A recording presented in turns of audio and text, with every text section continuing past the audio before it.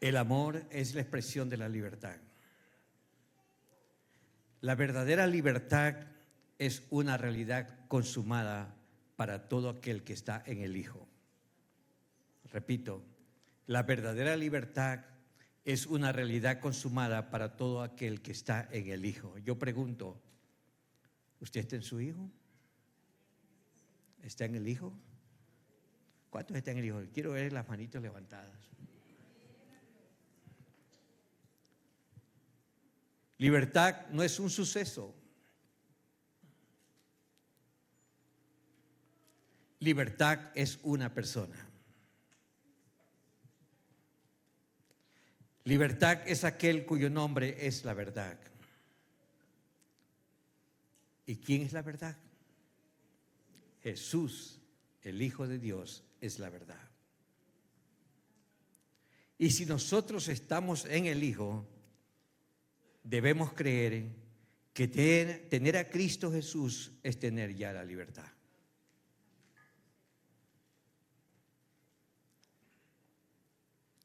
En otras palabras, todo creyente que ha abrazado a Cristo en su corazón ya tiene la libertad. Ya tenemos la libertad. Ya tenemos la verdad. Ya tenemos su vida. Quiero llevarlos al Evangelio de San Juan, capítulo 8, verso 31, para corroborar y afirmar lo que estamos hablando. San Juan 8, 31. Dijo entonces Jesús a los judíos que habían creído en él: si vosotros permaneciereis en mi palabra, seréis verdaderamente mis discípulos. ¿Quiénes son los discípulos? Los que están en Cristo, los que están en la palabra. Verso 32. Y conoceréis la verdad. Yo pregunto, ¿quién es la verdad? La verdad es Cristo. Y conoceréis la verdad. Sí, perdón. Y conoceréis la verdad. ¿Dónde estamos? 32. Ok. Dice, y conoceréis la verdad, que es Cristo, y la verdad os hará libres. Así que, verso 36, así que, si el Hijo os libertare, seréis verdaderamente libres. Iglesia amada, quiero que entienda esto. La libertad es una manifestación de la verdad. Es decir, que donde está la verdad, estará la libertad. Como un juego de palabras. Pero donde está la verdad, estará la libertad. Por esta razón, somos libres por estar en Jesús.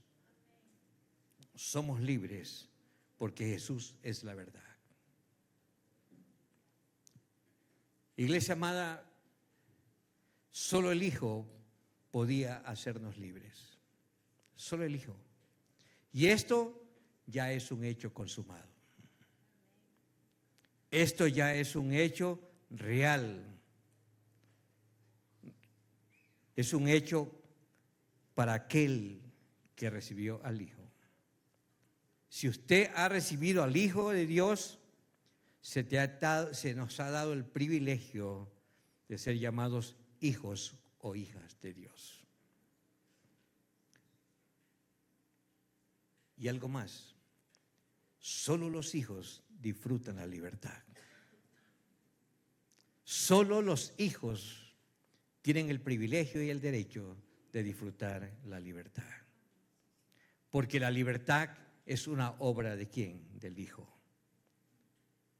Nada y nadie puede hacer libre, solamente Jesucristo. ¿Lo está creyendo? Créalo, es mejor que lo crea. Nada en este mundo te puede hacer libre, solo Jesús, solo nuestro Señor Jesús. Ahora, ¿cómo se expresa esta libertad? La libertad que es Cristo se expresa cuando somos libres en todo nuestro ser. Somos libres en nuestro espíritu, somos libres en nuestra alma y somos libres en nuestro cuerpo. Dios nos salva para vivir la libertad en cada una de estas áreas.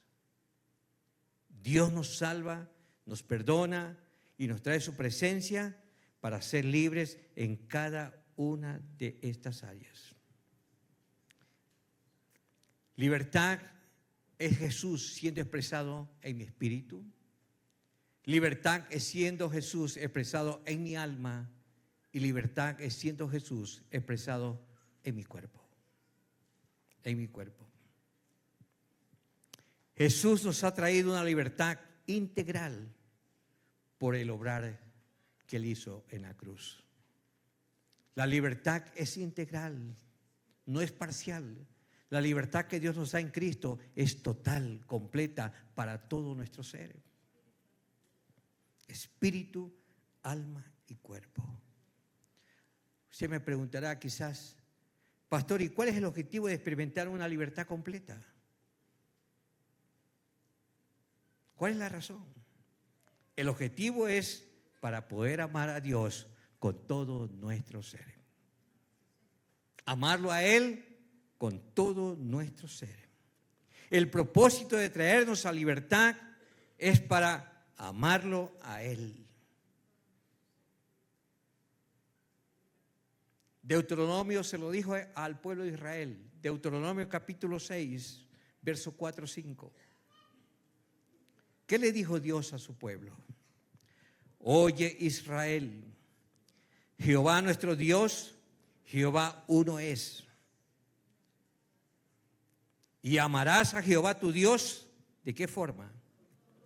De todo tu corazón, o sea, con tu espíritu. Y de toda tu alma y con todas tus fuerzas, con nuestro cuerpo. Ahí está, espíritu, alma y cuerpo. Aquí están las tres áreas involucradas, hermano. La libertad que tenemos hoy por haber sido hechos hijos de Dios es para amarlo a Dios. Y amarlo con estas tres áreas de nuestro ser. Y Jesús lo confirma en Mateo 22:37. ¿Qué declaró Jesús? Jesús les dijo: amarás al Señor tu Dios con todo tu corazón y con toda tu alma y con toda tu mente. Iglesia amada, note esto. El plan divino de la redención es poderlo amar solo a Él. Escúcheme. El plan de Dios es que el ser humano lo ame solo a Él. Que en nuestro corazón, en su corazón, no hayan competencias. Porque nuestros corazoncitos están bien divididos. Solamente el domingo se lo apartamos para Dios.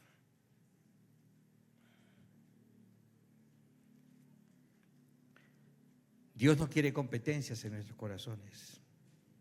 Y el apóstol Pablo en 1 Tesalonicenses capítulo 5, verso 23, lo confirma más.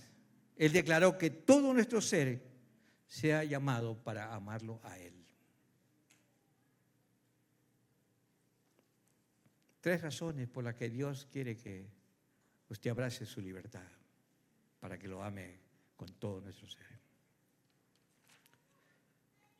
Iglesia, cuando no disfrutamos la verdadera libertad en estas tres áreas de nuestro ser, ¿qué pasa?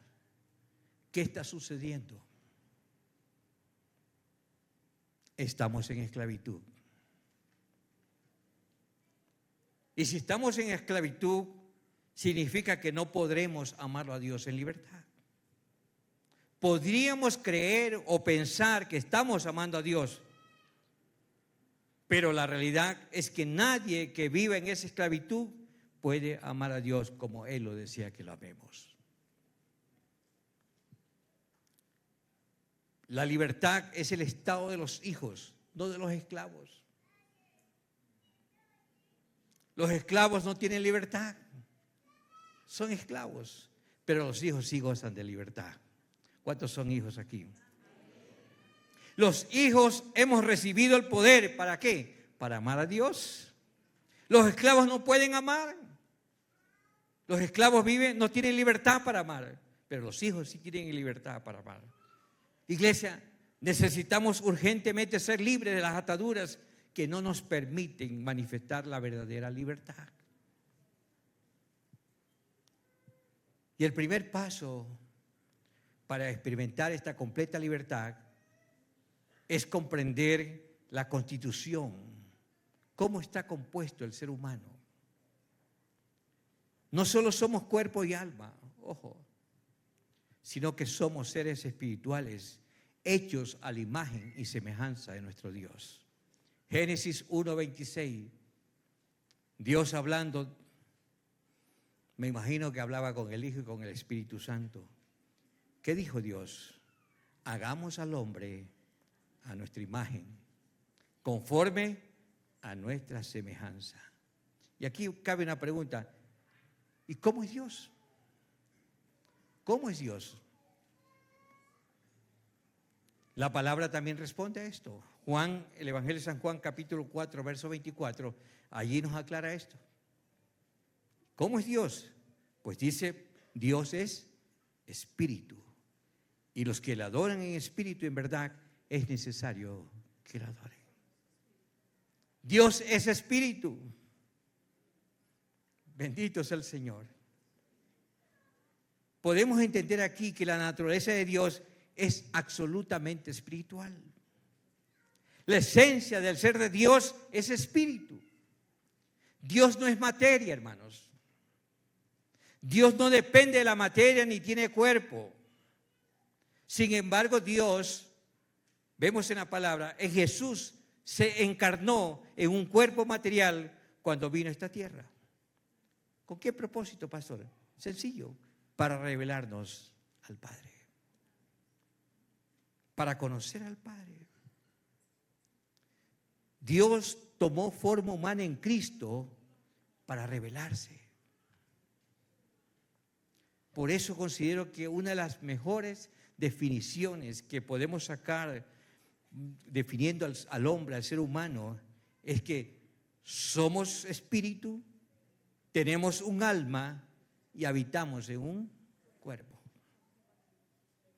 Es decir, que somos conforme a su imagen y a su semejanza. Ahora, es interesante profundizar un poquito más esto que estamos hablando. Que conozcamos un poquito nuestro ser. 3 áreas de nuestro ser, hermanos. En primer lugar, el espíritu, porque hemos dicho que el ser humano está compuesto de espíritu, alma y cuerpo. Veamos un poquito el espíritu. El espíritu es nuestra esencia y consta de 3 partes. El espíritu está compuesto de la conciencia, intuición y comunión. La conciencia, ¿qué es la conciencia? La conciencia es la parte de nuestro espíritu que discierne o distingue lo bueno y lo malo. La conciencia es lo que define el bien y el mal. En la conciencia es donde entendemos lo que Dios aprueba y lo que Dios desaprueba de nosotros. En la conciencia nos damos cuenta de las cosas. Esa es la conciencia. La intuición, ¿qué es la intuición? Es la parte con la que conocemos las revelaciones y las cosas de Dios.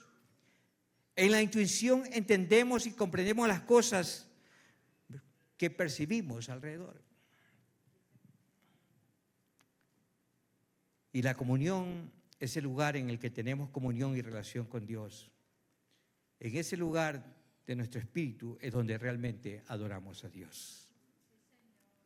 Es donde participamos de nuestra relación con Él. Mire, en la comunión. En resumen, con nuestro espíritu discernimos el bien y el mal, recibimos la revelación de todo lo de Dios y nos relacionamos con Dios a través de la adoración, a través de la oración, bueno, y a través de tantas cosas que podemos hacer para Él. Dios nos hizo seres con espíritu. ¿Con qué propósito? Para que nuestro espíritu gobierne todo nuestro ser, hermanos. Que nuestro espíritu sea saturado de la vida de Dios.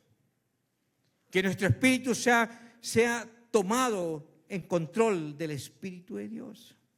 En otras palabras, el Espíritu nuestro es quien debe gobernar el alma y el cuerpo. Es el Espíritu, hermano. Fuimos criados para ser gobernados por el Espíritu, no por el alma.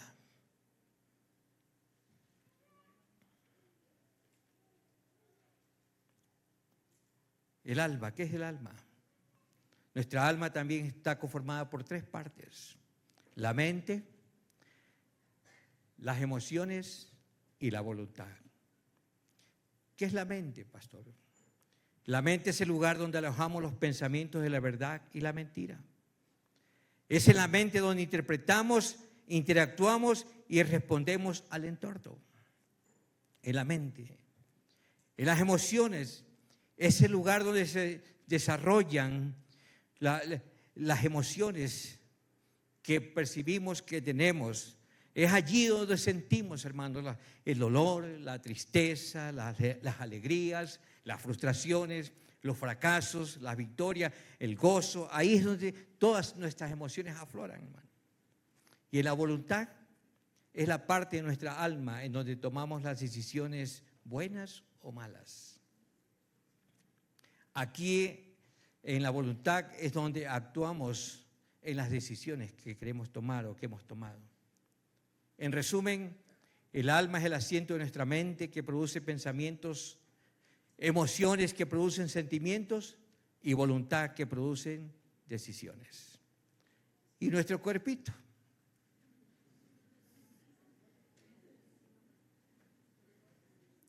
El que más cuidamos, el que más nos afanamos,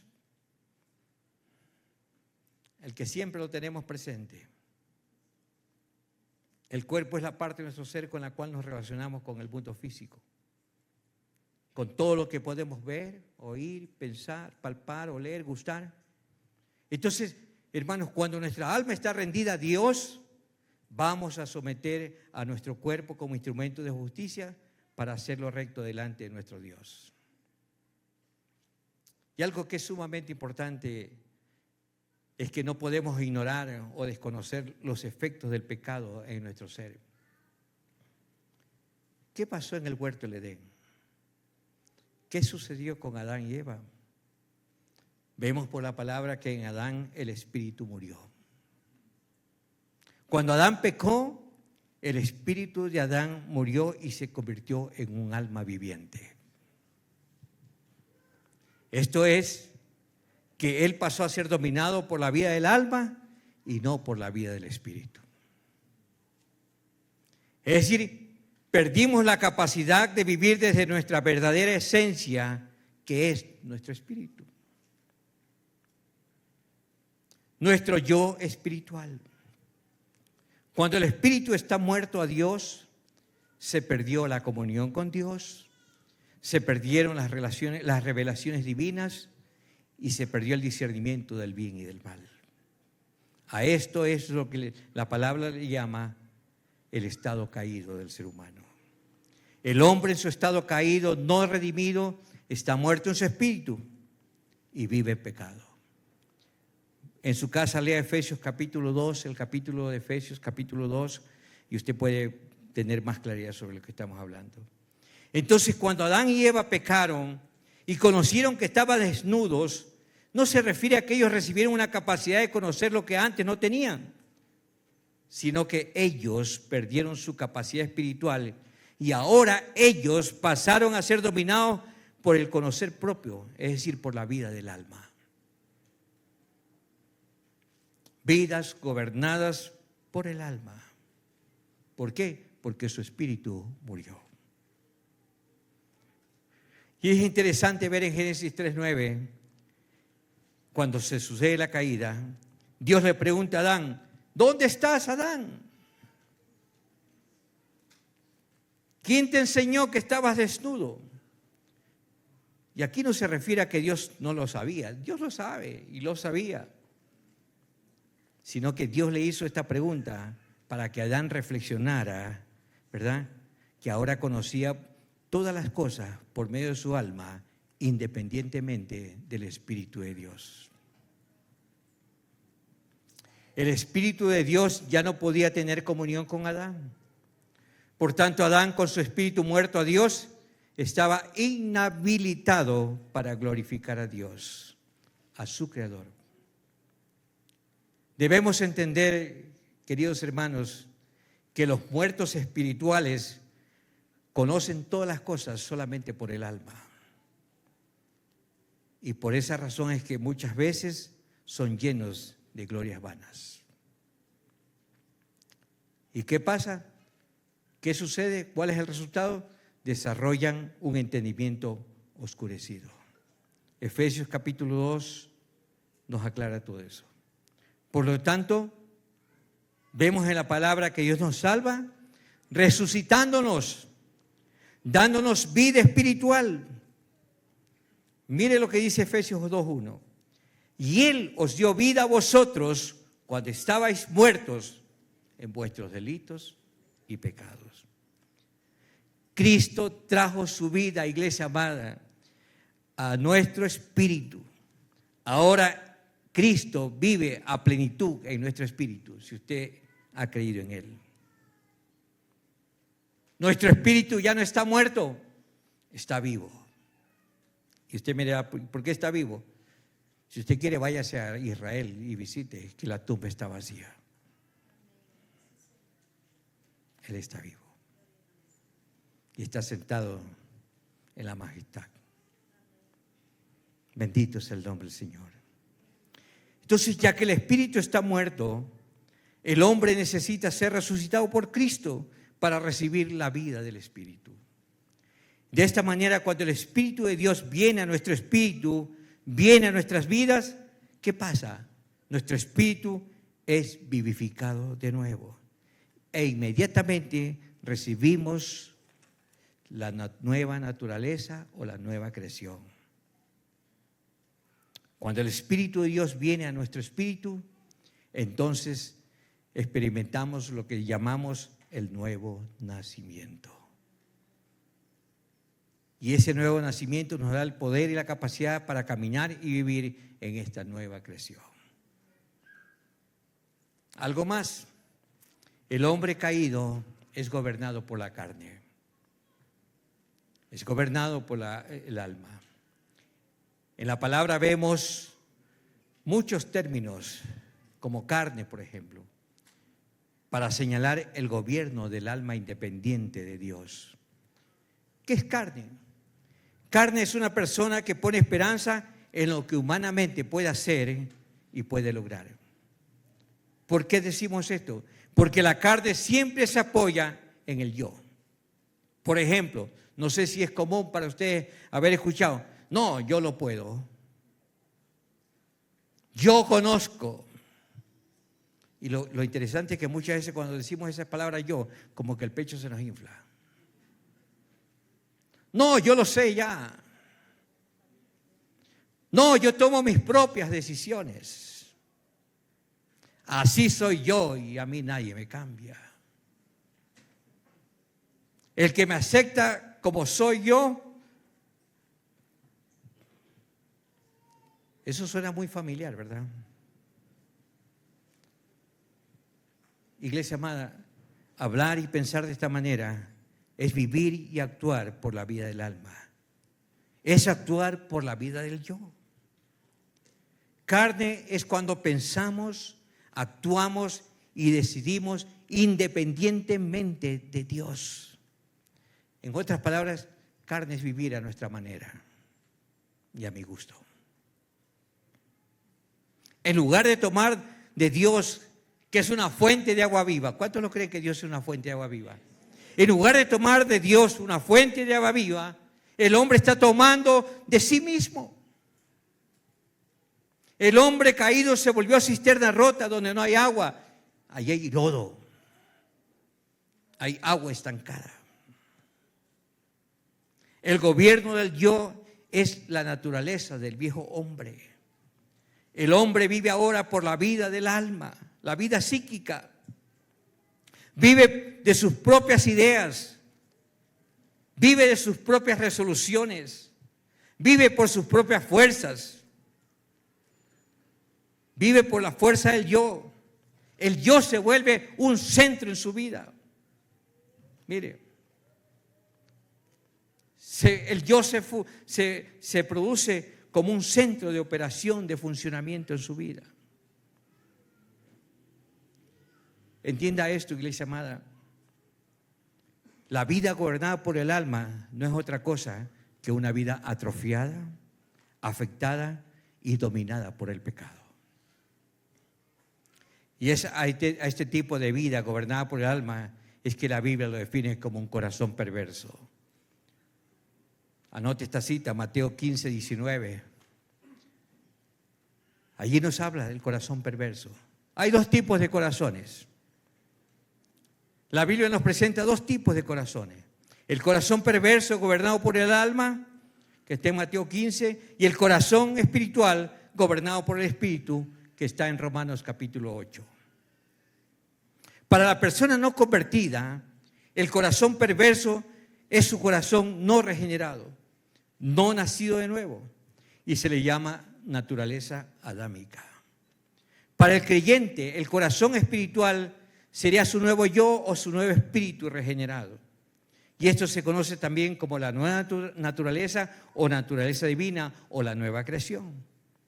Es con ese nuevo corazón o ese nuevo yo que somos aceptados, somos adoptados, somos declarados justos, somos declarados amados, bendecidos y somos declarados perfectos por nuestro Dios. Ahora, en Cristo, usted me declaró y levantó la mano que estaba en Cristo. En Cristo debemos operar desde nuestro corazón. Como seres redimidos de Dios, ahora necesitamos pensar, funcionar desde lo que ahora somos en Cristo. Debemos operar desde nuestro espíritu renacido como justos, como hijos de Dios, como amados y como aceptados por Jesús. Necesitamos pensar, necesitamos decidir, necesitamos operar de acuerdo con lo que somos en esta nueva creación. Necesitamos pensar y operar desde nuestro espíritu, ya no desde nuestra alma, sino desde nuestro espíritu. Escúcheme esto. Si no accionamos u operamos desde nuestro espíritu, no tendremos soluciones ni respuesta para los problemas que enfrentemos en la vida. Vamos a tener problemas y dificultades para resolver los conflictos. Debemos entender que en la nueva creación ya tenemos todo. Ya tenemos todo. Yo le pregunto, ¿acaso usted no necesita respuesta para tantos conflictos de la vida? Claro que sí. Si usted está enfermo, usted quiere ser sano, empieza a verse desde su nueva realidad. Mírese de su espíritu. Mírese desde esa nueva identidad. Mire, la sanidad no es un acontecimiento. ¿Por qué digo que no es un acontecimiento? Porque Cristo ya nos dio la sanidad en la nueva creación por la obra de la cruz. Camine, iglesia amada. Viva, querido hermano. Actúe por lo que usted es y por lo que ya tiene. Viva en esa nueva realidad. ¿Quiere tener respuesta para sus problemas en la familia, conflictos familiares, en el hogar, en el matrimonio? Ahí en la cruz está ya todo. ¿Quiere resolver problemas en su trabajo, las relaciones, sus finanzas? Empiece desde su nueva identidad, desde su hombre espiritual. Mire, en la nueva creación, Cristo dice la palabra que es sabiduría de Dios y dice que es justificación. Bueno, están tantas verdades gloriosas en su palabra, hermanos, para respuesta. Cristo es sabiduría de Dios. Dice la palabra que Cristo es poder de Dios. Entonces, cuando tenemos un problema, haga uso del poder. El poder de Dios. Esa es nuestra nueva realidad espiritual. Escúcheme, no se puede enfrentar las dificultades de la vida viviendo desde la vida del alma. La revelación que nos libera es entender que Dios nos libertó del gobierno del alma. Dios nos libertó de ese gobierno y nos regresó al gobierno de su espíritu. Él nos regresó al gobierno de su espíritu. En cada uno de nosotros, amados. Eso se llama libertad. Y es un hecho real. Es un hecho consumado. Cuando usted y yo disfrutamos vivir desde el espíritu, alineamos nuestra alma, alineamos nuestro cuerpo a la vida de Dios, entonces el resultado es que vamos a comenzar a amar a Dios con todo nuestro ser, espíritu, alma y cuerpo. En Mateo 22:38 Jesús lo dijo. Este es el primero y más grande mandamiento. Algo más. La vida nueva que poseemos y que tenemos como creyentes es con el único propósito de amar a Dios. Escúcheme esto. Nuestra libertad se expresa ¿de qué forma? Amando a Dios. Una persona es verdaderamente libre cuando se encuentra realizado y feliz en su relación con Dios. Nuestra mente, nuestras emociones, nuestra voluntad fueron diseñadas en el principio de la creación. ¿Con qué propósito? Para amar a Dios, hermanos. ¿Sabe cuáles son los beneficios o resultados de amar a Dios? ¿Entiende usted cuáles son los beneficios de amar a Dios? Nuestra mente, nuestras emociones se van a encontrar en el mejor estado. Nuestras decisiones serán mejores, porque no soy yo, es Dios quien las dirige. Porque ahora son gobernadas por la vida del Espíritu, ya no por la vida del alma. Amar a Dios es la expresión de la libertad, iglesia amada. No amar a Dios es una evidencia de un esclavo. La libertad es solo de los hijos. Pastor Diego, en la alabanza última, él dijo, la libertad es solo de los hijos, no es de los esclavos. Los esclavos no gozan de libertad, pero los hijos sí gozan de libertad. Solo los hijos disfrutan de la relación con el Padre. Los esclavos no pueden eso. Pero si no somos libres en nuestro espíritu, en nuestra alma y en nuestro cuerpo, la pregunta es ¿cómo podremos amar a Dios? Porque no estamos viviendo como hijos, sino como esclavos. Esclavos. La revelación de Jesús es libertad para amar a Dios. Jesús fue a la cruz para hacernos libres de las ataduras, de las grietas, de las heridas que se encuentran en nuestra alma, en nuestro espíritu y en nuestro cuerpo. Estas son las verdaderas causas que nos impiden amar a Dios como Él quiere y desea que lo amemos. Y le tengo una buena noticia. La buena noticia es que Él mismo se hizo nuestra vida de libertad. Cristo Jesús. Jesús se hizo libertad para nuestro espíritu, libertad para nuestra alma y libertad para nuestro hermoso cuerpo.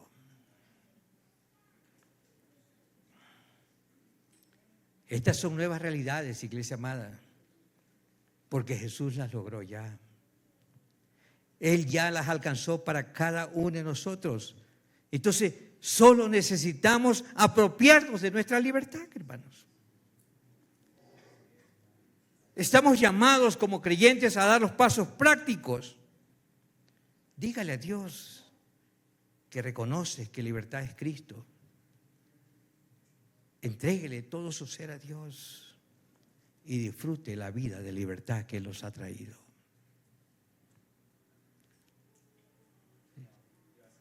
Disfrútela. ¿Cómo adoramos ahorita? Pero yo me di la vuelta y miré a mucha gente distraída. ¿Cómo no poder adorar a aquel que nos llamó y nos trajo a su casa?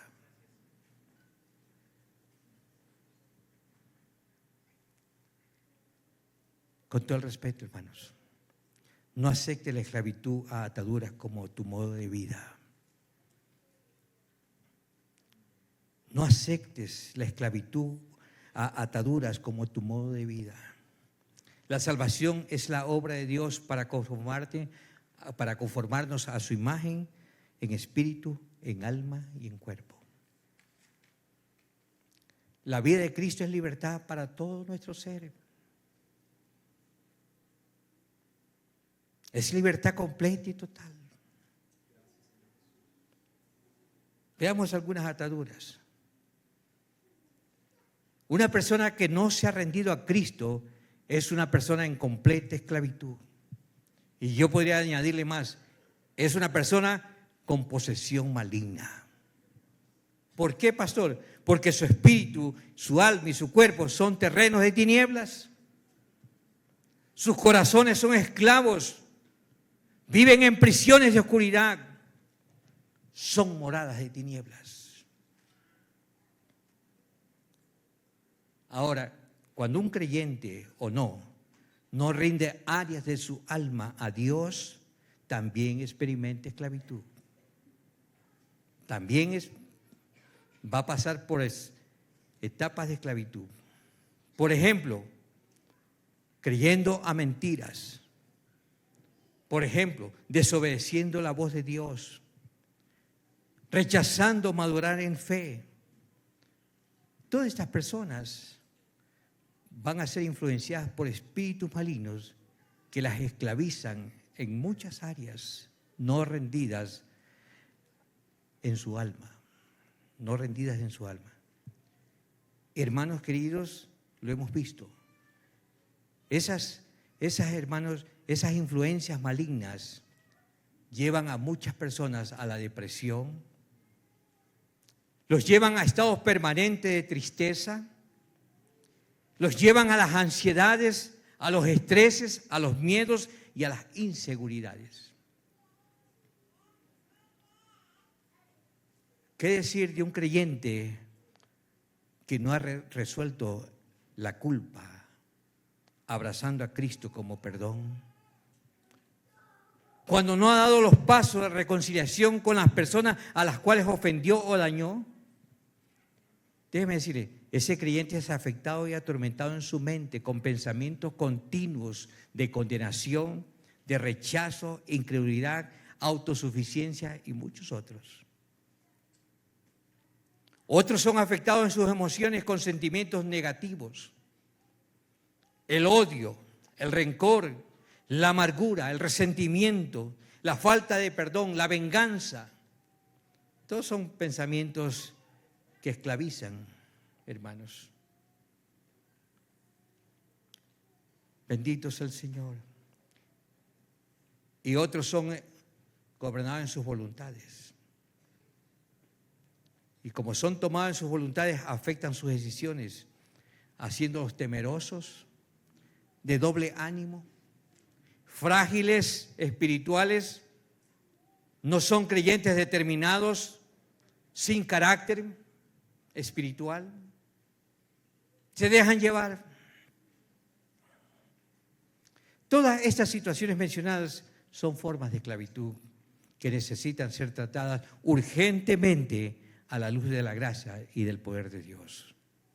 Y esto no es con poder humano, hermanos. No es con sabiduría humana. Es con el fluir de su Espíritu Santo en cada una de nuestras vidas. Hermanos, Cristo se hizo tu libertad. Clame al Señor, nuestro Dios, si usted quiere experimentar a Cristo en cada área de su ser. No se resista más. Su gracia, su amor, su poder está vigente, está disponible. Mire, si rechazamos la gracia y el poder de Dios, estamos abriendo puerta de acceso a mayores tinieblas atormentadoras. Cuando abrimos una puerta por desobediencia o por resistir la gracia, ¿qué va a pasar? Muchas veces estamos poniendo atención al enemigo y el diablo establece un terreno legalmente concedido por la persona que le abrió la puerta, y desde allí el maligno opera, los espíritus malignos operan y trabajan produciendo heridas y grietas donde el amor de Dios se escapa y se escurre. Se derrama el amor de Dios. En aquel terreno legal que le hemos entregado al enemigo, ¿qué pasa?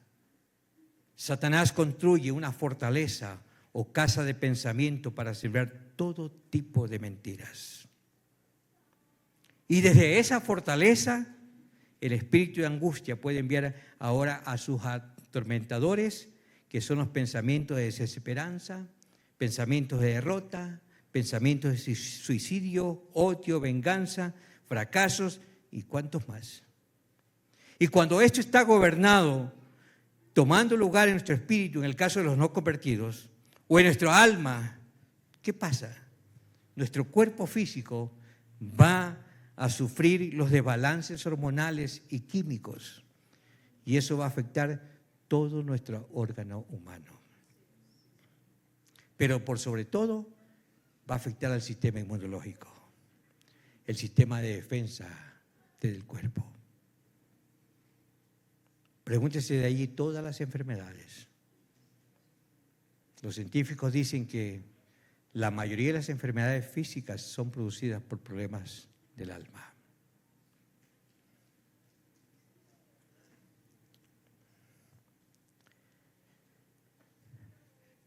Quiero terminar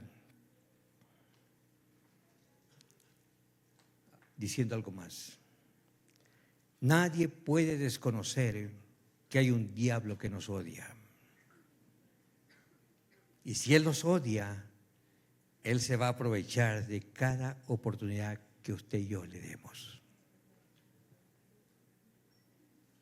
Y esas oportunidades son caldo de cultivo para invadir nuestras vidas y sujetarnos a cierto nivel de ataduras demoníacas. Pero también es muy cierto, que Jesucristo vino para destruir todas las obras del diablo. ¿Cuántos lo creen?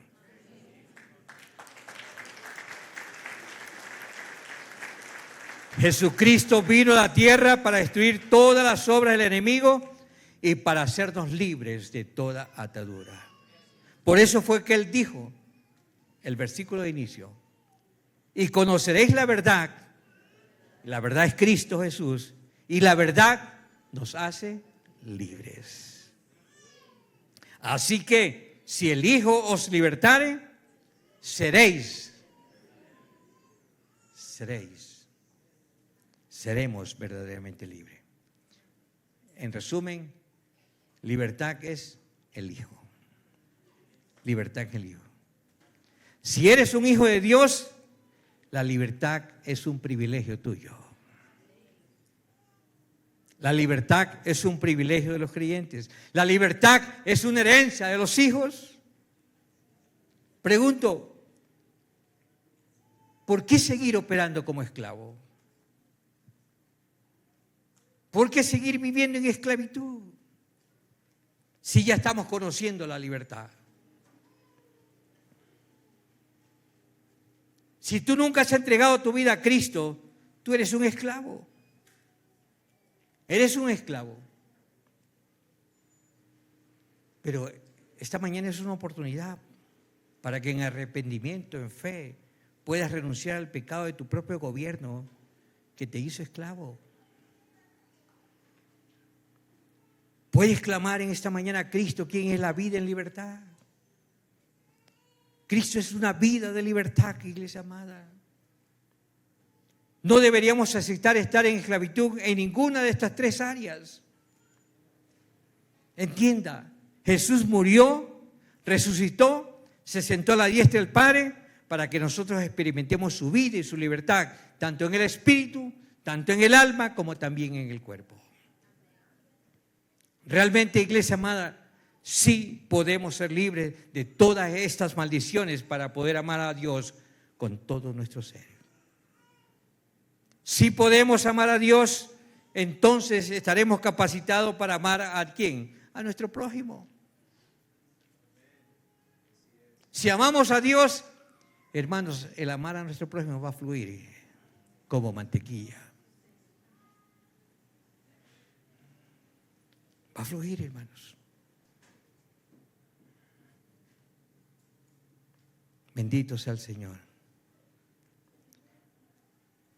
El verdadero éxito en nuestras vidas es amarlo a Dios con un amor genuino. No con amores falsos, porque lo vemos día tras día. Creyentes que dicen amar a Dios, pero son amores falsos. Iglesia amada, estamos llamados a vivir desde nuestra nueva realidad. El Hijo es nuestra libertad. Vivamos desde nuestro espíritu que ha sido renacido. Vivamos desde nuestra nueva identidad. Aprendamos a vivir desde hoy, desde nuestro nuevo yo. No vivamos desde nuestra alma, porque cuando el alma gobierna, ¿qué pasa? Nuestra vida se ancla en un sistema de mentiras.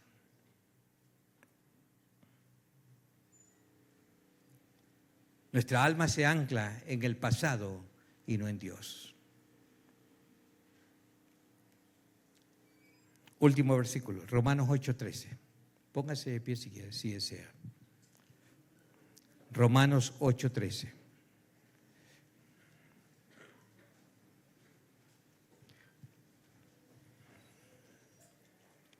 Mire lo que la palabra declara para nuestras vidas. Romanos 8:13. ¿Ya está? Porque si vivís conforme a la carne, ¿qué va a pasar? Si vivís conforme al alma, vas a morir. Mas si por el Espíritu hacéis morir las obras de la carne, ¿qué va a pasar? ¿Cuál va a ser el resultado? Pregunto, ¿quieres seguir viviendo o quieres seguir muriéndote?